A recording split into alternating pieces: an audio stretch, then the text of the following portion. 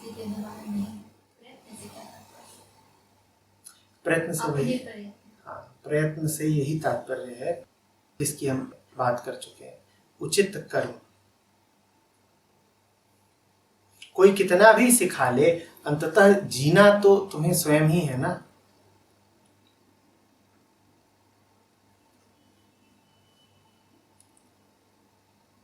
जीवन की तो तुम्हारी अपनी ही धारा होगी जो तुम्हारे ही हृदय से उठेगी और बहेगी।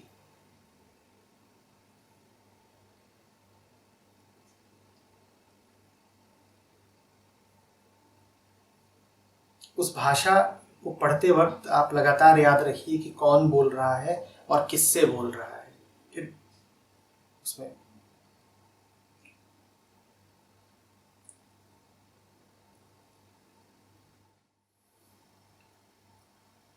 किसी ज्ञानी ने ही कहा है कि सब कुछ मात्र हो रहा है, प्रवाहमान है। लेकिन वशिष्ठ कह रहे हैं कि जो उद्योग छोड़कर भाग्य पर भरोसा करते हैं वे अपने ही दुश्मन हैं। इसमें विरोधाभास शायद नहीं है, लेकिन मुझे क्यों नजर आ रहा है।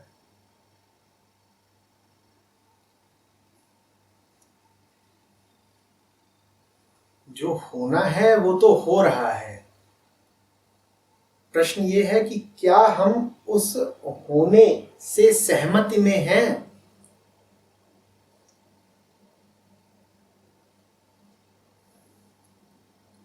कोई स्वास्थ्य का विवरण दे सकता है आपको, कोई बता सकता है आपको कि बीमारियां सारी झूठी हैं, लेकिन उससे क्या आपने बीमारी की जो धारणा बना रखी है वो हल हो जाएगी, शांत हो जाएगी। सत्य का निष्पादन भर कर देने से असत्य में हमारी धारणा, हमारा विश्वास मिट तो नहीं जाता ना।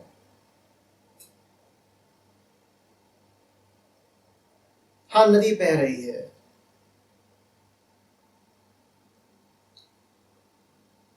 लेकिन नदी के भीतर यदि छोटे छोटे कंकड़ पत्थर हों, नन्ही धाराएं हों, जिनको ये यकीन हो कि उनका नदी के कुल विराट प्रवाह से बहुत लेना देना नहीं है, उनकी तो अपनी ही किस्मत है,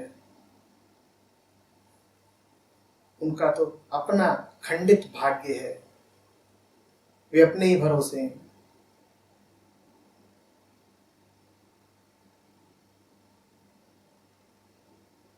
तो उनकी धारणा तो उनके साथ है ना। जब आप कहते हैं कि एवरीथिंग इज जस्ट हैपनिंग, तो क्या इस बात की पुष्टि आपके जीवन से होती है? हमारा तो खेल उल्टा है ना। सत्य हमारे लिए धारणा है, सत्य हमारे लिए एक मान्यता है, कॉन्सेप्ट है। हाँ, जीवन का एक विशद विराट विशुद्ध प्रवाह है, पर हम उसमें थोड़े ही जीते हैं। वो प्रवाह हमारे लिए सिर्फ एक बात है, एक कहानी है, एक मान्यता है। और जो हमारी मान्यता है हम उसमें जीते हैं, वो हमारे लिए सत्य है, वो हमारे लिए सत्य है। हम तो आर्य वचनों को या महावाक्यों को किसी तरीके से अपनी सुविधा के लिए इस्तेमाल करते हैं। आप खेल में उतरेंगे, कोशिश आप पूरी करेंगे कि आप किसी तरीके से जीत जाएं।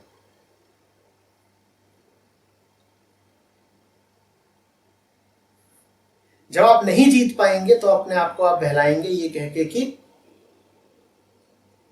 ये तो बस खेल है, ये तो बस यूं ही हो रहा है। आप जीत गए होते तो भी क्या अपने आप को यही कहते?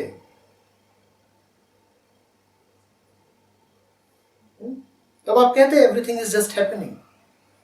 तब तो आप कहते ना बड़ा काम हुआ है, जीत मिली है और मैंने हासिल करी है।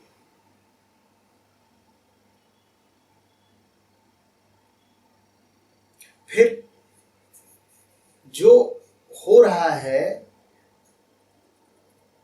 उसको आपने भाग्य से क्यों जोड़कर देख लिया? आपके शब्द कहते हैं कि जो उद्योग छोड़ के भाग्य पे भरोसा करते हैं वे अपने ही दुश्मन हैं। ये बात आपको जरा विरोधाभासी लग रही है।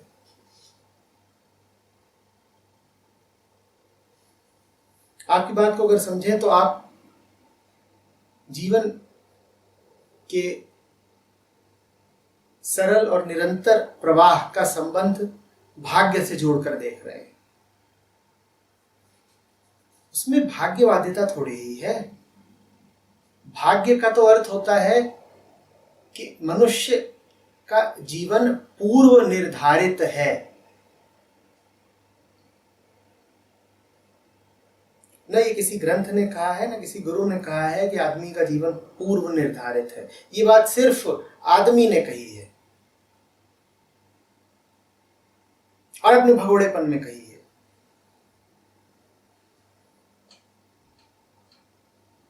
मैं पुनः खेल का उदाहरण लेता हूं। आप जीत जाते हैं तो थोड़े ही कहते हैं कि जीत पूर्व निर्धारित थी। जब कुछ बुरा हो जाता है आपके साथ तब आप कहने लगते हैं कि भाग्य का फेर है, कर्मों का लेखा है, किस्मत में यही पता था, आज हारना लिखा था।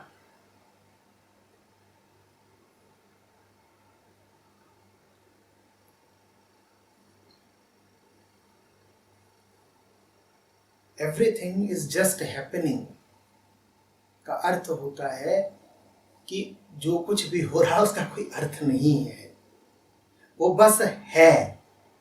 अर्थ आगे पीछे में निकाला जाता है।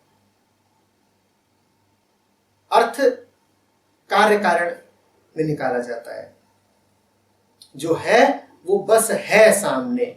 जो सामने है या तो उसी में सत्य देख लो या उलझे रहो उसका कारण खोजने में। कारणों में सत्य को नहीं पाओगे। फूल की सच्चाई तुम्हें फूल के इतिहास में जाके नहीं पता चलेगी।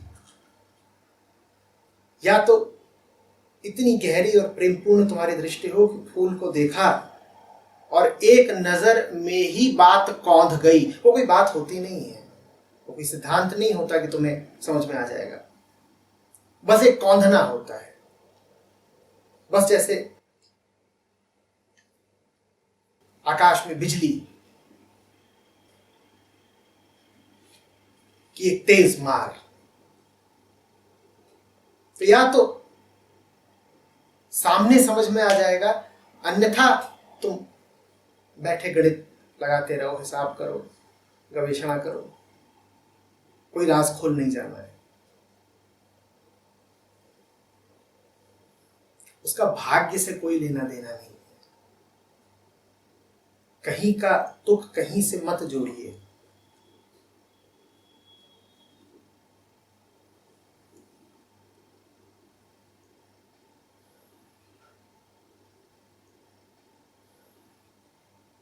उद्योग शब्द जैसा कि वशिष्ठ उसका इस्तेमाल कर रहे हैं उसका सही अर्थ समझिए।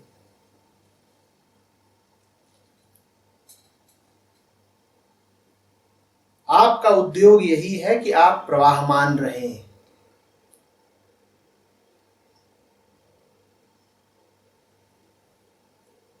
ये एक तरीके का अनुद्योग है। उद्योग जब कह रहे हैं वशिष्ठ तो उससे उनका आशय है उचित कर्म। उचित कर्म और उचित कर्म वो है जिसमें आपकी कम से कम सहभागिता हो। कम से कम सहभागिता और ज्यादा से ज्यादा समर्पण।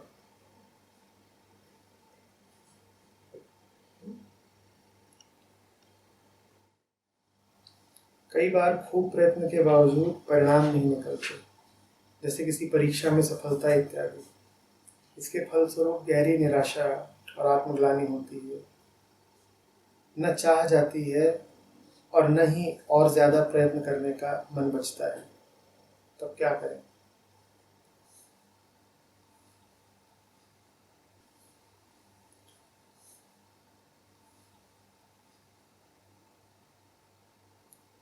जिन्हें मिलता है उन्हें दोनों ओर से मिलता है, जो गंवाते हैं वो दोनों ओर से गंवाते हैं।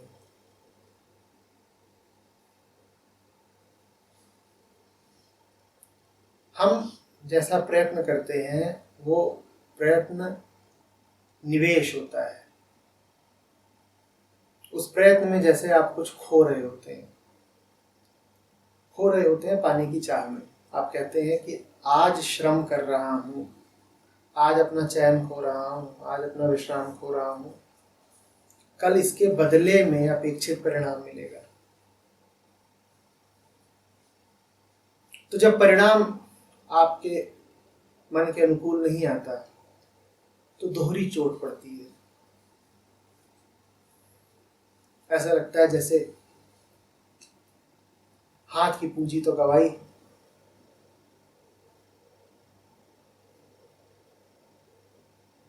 और परिणाम के रूप में कुछ हाथ में आई।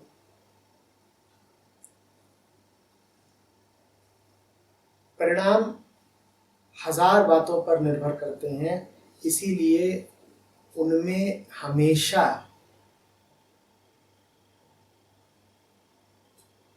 कुछ न कुछ अप्रत्याशित जरूर रहेगा। किसी छोटी से छोटी बात के परिणाम को लेकर के भी आप कभी 100% आश्वस्त नहीं हो सकते। इसका अर्थ यह है कि चोट खाने की संभावना हमेशा बनी रहेगी अगर आप परिणामों पर निर्भर हैं। परिणाम कभी भी पलट सकता है।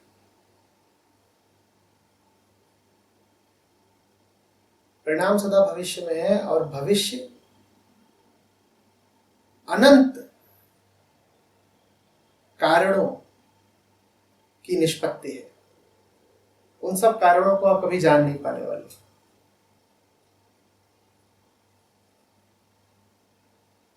तो करा क्या जाए? करा यह जाए कि जो चैन आप परिणाम से पाना चाहते थे वो चैन आप प्रयत्न में पाओ।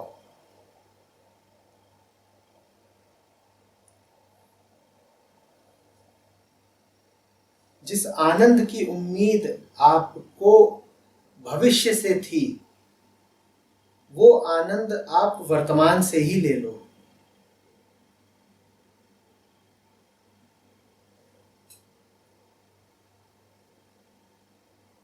अब आगे से मांगने की कोई बहुत जरूरत नहीं है। जो चाहिए था वो अभी ही मिल गया है।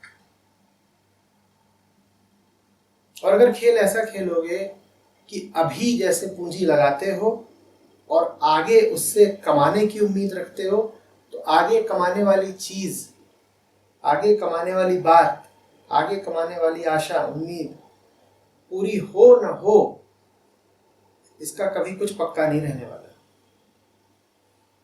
तो जरा चतुर बनो, जरा होशियारी से खेलो।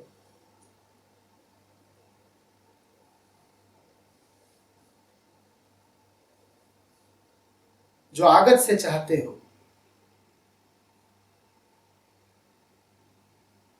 वो वर्तमान से ही ले लो। प्रयत्न ऐसा रखो कि परिणाम से कुछ मांगने को बाकी न बचे।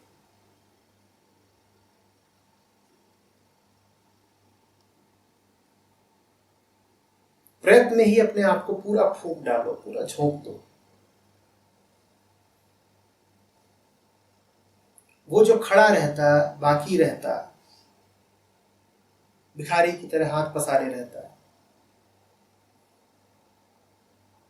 आगे से उम्मीद बांधे रहता,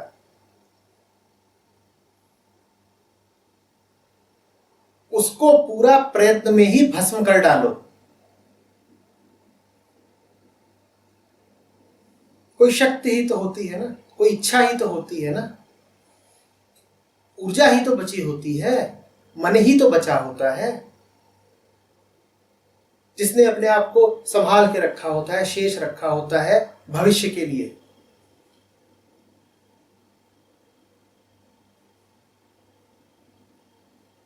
उस ऊर्जा को, उस मन को भविष्य तक जाने ही मत दो।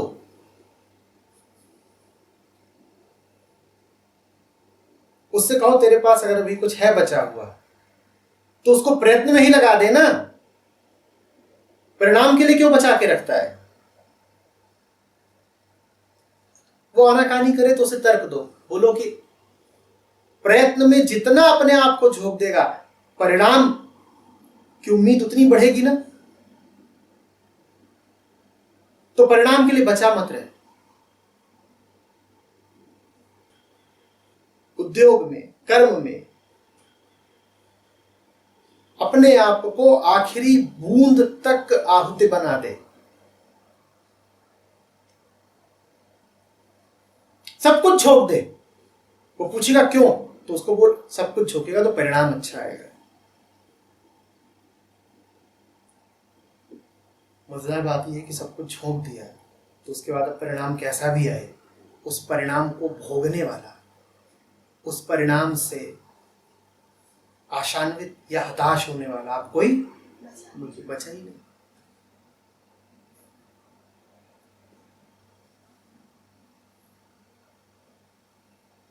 अच्छा परिणाम आया तो उससे खुश होने के लिए कौन बचा? बुरा परिणाम आया तो उससे निराश होने के लिए कौन बचा?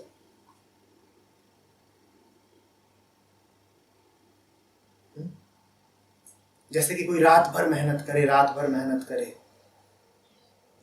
कि सुबह खूबसूरत हो। अब सुबह कैसी भी हो सकती है, खूबसूरत भी हो सकती है, बदरी भी छा सकती है, कोहरा भी हो सकता है, दुर्घटना भी हो सकती है, पर तुम रात भर इतनी मेहनत करो कि जब सुबह आए तब तुम थक के सो चुके। परिणाम देखा किसने? अंजाम देखा किसने? हमें जो अंजाम से चाहिए था वो हमें प्रयत्न में ही मिल गया।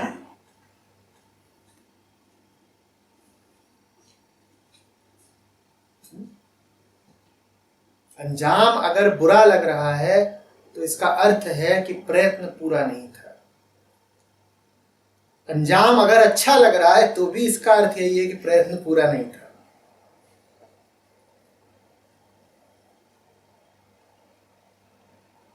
जो जम के खेलते हैं, जो डट के खेलते हैं, जो डूब के खेलते हैं, वो जीत का उत्सव मनाने के लिए शेष नहीं बचते। अगर किसी को अभी जीत का उत्सव मनाता पाओ तो जान लेना कि उसकी जीत सिर्फ संयोग है। ऐसा संयोग जो आज जीत बन के सामने आ रहा है, सुख बन के सामने आ रहा है, कल दुख बन के सामने आएगा।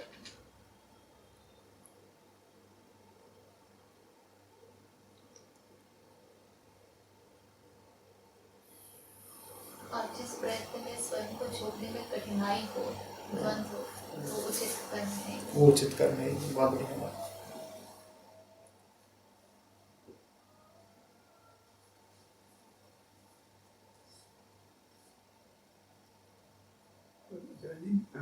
उचित कर्म में भी द्वंद्व हो सकता है। जैसे कई बार ऐसा लगता है कि सही नहीं करो, सही हो सकता है।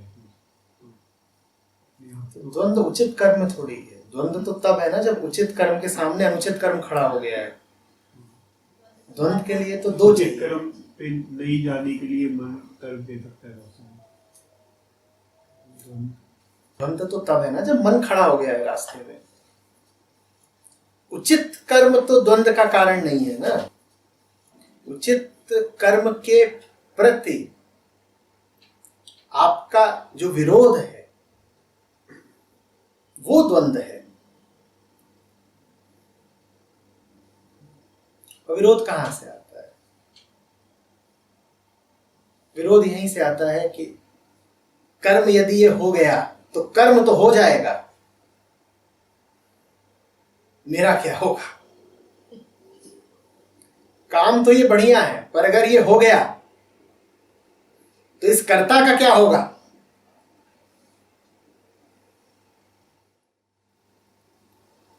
उचित कर्म व्यक्तिगत जैसा तो कुछ नहीं हो सकता। व्यक्तिगत होता भी है, नहीं भी होता है। एक तल पर तो वो व्यक्तिगत लगेगा ही, क्योंकि उसका माध्यम तो व्यक्ति ही है।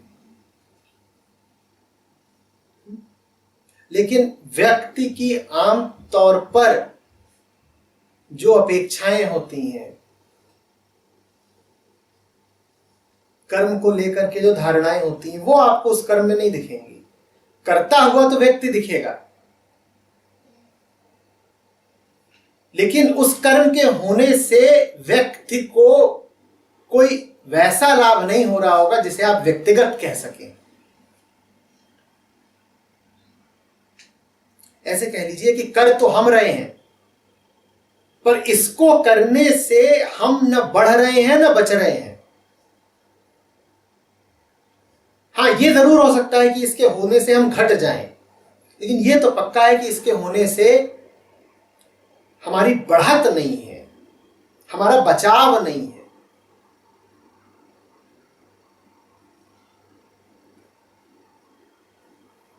दूर से देखेंगे तो व्यक्तिगत ही लगेगा।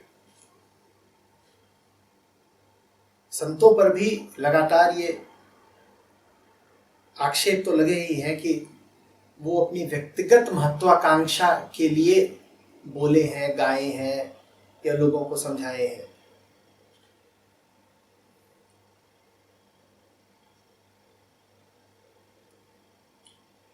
उन पर भी आरोप तो लगे ही है कि तुम अपना नाम बढ़ाना चाहते हो,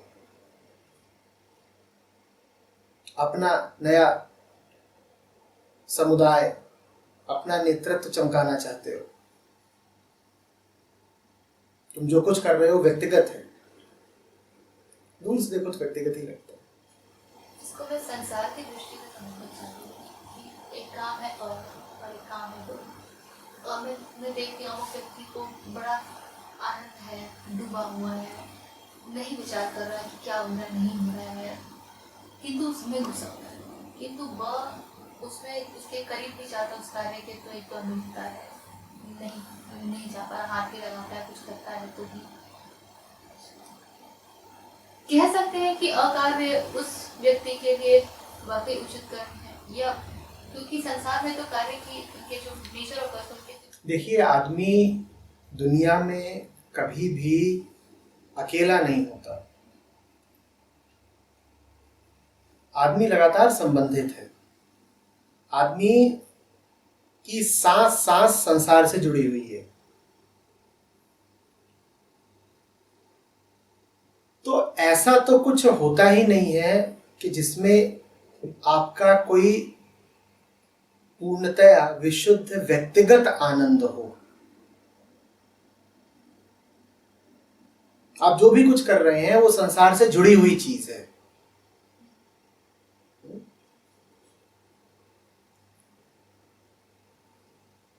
अब आप अगर वाकई जागृत हैं, आप वाकई निर्भीक हैं,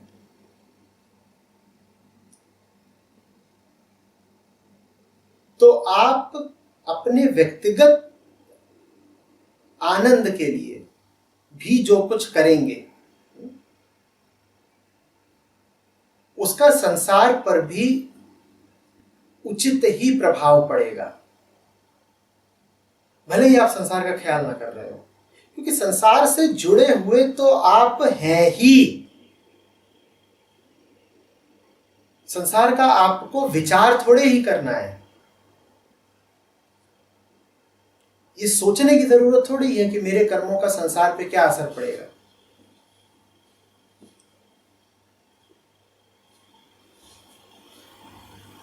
कर्मों के असर, जैसे कि उदाहरण लेते हैं, एक व्यक्ति सॉफ्टवेयर में है, उसको कोडिंग बड़ी अच्छी लगती है, घुस जाता है, उसको ध्यान ही नहीं रहता कि कहाँ कहाँ की बातें कहाँ जा रही हैं। और एक दूसरा व्यक्ति है जो उसके नजदीक भी आता है, तो उसको कोडिंग ये क्या है, ऐसे ही तो क्या उस एक व्यक्ति के लिए कोडिंग वाकई उचित कर्म हो सकता है? मैं इसको सांसारिक दृष्टि से समझना चाह रही हूँ, क्योंकि किसी न किसी कार्य में तो हम सभी रहते ही हैं।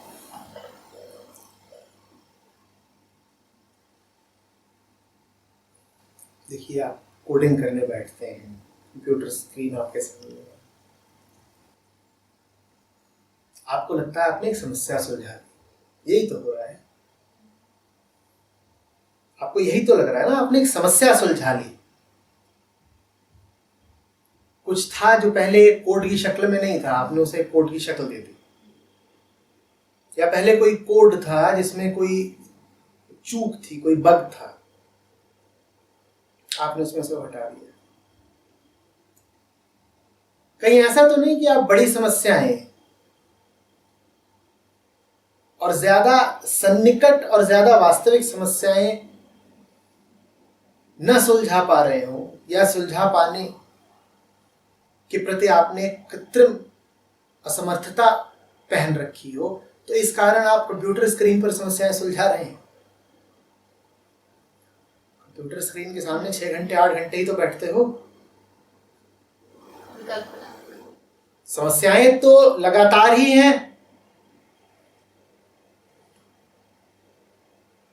तुम्हें यदि समस्या सुलझाने में इतना रस होता वाकई, तो फिर तो वही रस समाधि का रस था। तुम्हें समाधि की ओर बड़ा आकर्षण होना चाहिए था, तुम पूर्ण समाधान मांगते।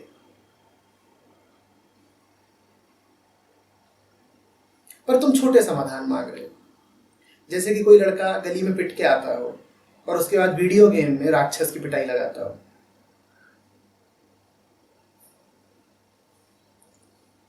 गली में पिटाई हो रही है आपकी, तो इसीलिए स्क्रीन बड़ा अच्छा विकल्प है। वहां पर एक राक्षस आता है और आप उसको लात घूंसे मारते हैं, उसको बिल्कुल फोड़ देते हैं। एक से एक बुद्धिजीवी हैं, वो लगातार स्क्रीन पे समस्याएं सुलझाते ही रहते हैं, और दुनिया समस्याओं के गर्त में गिरती ही जा रही है। ये देख नहीं रहे क्या हो रहा है। अपने निर्बल पौरुष को, अपनी आंतरिक नपुंसकता को सहारा देने के लिए हम झूठी झूठी छोटी छोटी समस्याएं रचते हैं, ताकि उनको सुलझा के अपने आप को साबित कर सकें कि हम में भी कुछ दम है, हम भी किसी समस्या का समाधान निकालना जानते हैं।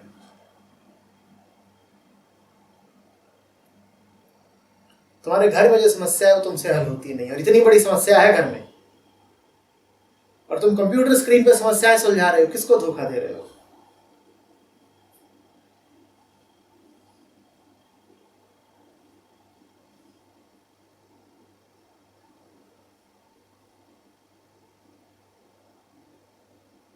कंप्यूटर स्क्रीन से मुझे कोई बैर नहीं है।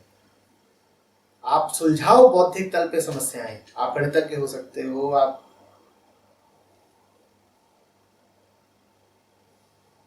अन्वेषक हो सकते हो, लेकिन ये भी तो देख लो ना कि वो कंप्यूटर स्क्रीन तुम्हारे लिए है क्या। अधिकांश मौकों पर वो जीवन का विकल्प होती है।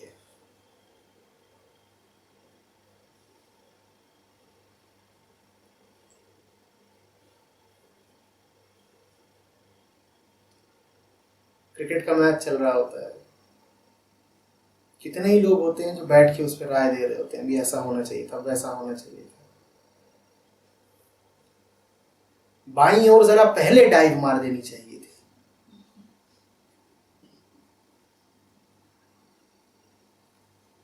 इनके हाथ में गेंद देके देखो,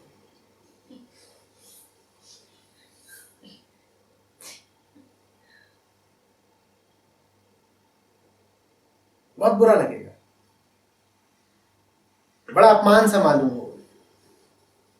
तो ऐसे लोगों के लिए फिर क्रिकेट के वीडियो गेम बनते हैं, जिसमें वो अंगूठे से छक्के चलाते हैं। मैंने भी मारा, मैं भी मार सकता हूं।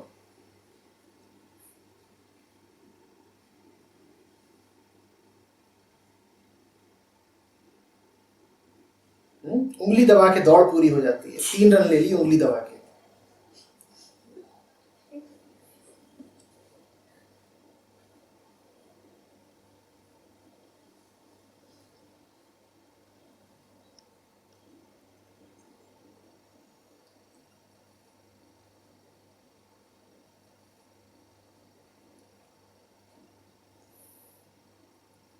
असली समस्याओं से जब पलायन करना हो, नकली समस्याएं बहुत काम आती हैं।